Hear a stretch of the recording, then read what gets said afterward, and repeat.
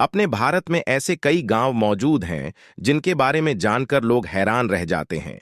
ऐसा ही एक गांव इन दिनों चर्चा में है, जहां आकर विदेशी महिलाएं प्रेग्नेंट होना चाहती हैं।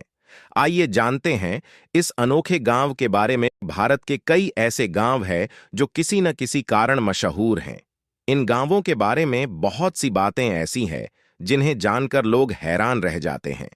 जैसे कई गांव इतने ज्यादा खूबसूरत है जिसे देखते ही हम आकर्षित हो जाते हैं, तो वहीं कई गांव ऐसे हैं जो दिखने में काफी ज्यादा डरावने और हर कोई इनसे दूर रहने में ही अपनी भलाई समझता है।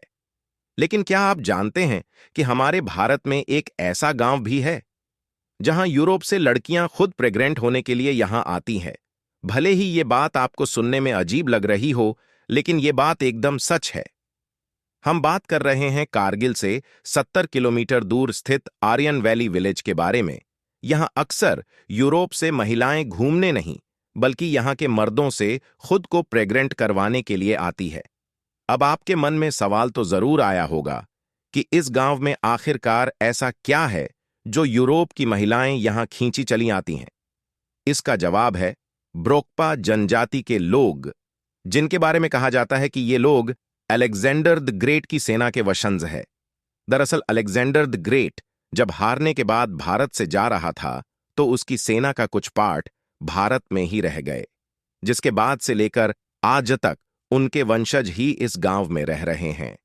अब यूरोप की महिलाएं अलेक्जेंडर द ग्रेट के सैनिकों के जैसे ही बच्चे की चाह लिए इस गांव में आ जाती हैं, जहां वो यहां रहने वाले पुरुषों के साथ इस उम्मीद में संबंध बनाती है ताकि उनके बच्चे भी सैनिकों की तरह ही लंबी कदकाठी, नीली आंखें और मजबूत शरीर वाले हों। इसके बदले ये यूरोपियन महिलाएं यहां के मर्दों को पैसे देती हैं और काम पूरा हो जाने के बाद ये यहां वापस अपने देश चली जाती है। ये सारी चीजें इतनी समय से यहां चल रही हैं कि आज के समय ये यहां के लोगों के लिए बिजनेस की तरह हो गया है। विदेशी महिलाएं सैनिकों की तरह ही बच्चों की ख्वाहिश में यहां आ जाती है। अगर आपको यह वीडियो अच्छी लगी हो तो इसे फेसबुक पर जरूर शेयर करें और इसी तरह के अन्य वीडियो देखने के लिए जुड़े रहें आपके अपने the Hindu mystery YouTube channel के साथ। आपको यह वीडियो कैसा लगा, हमें कमेंट बॉक्स में जरूर बताएं।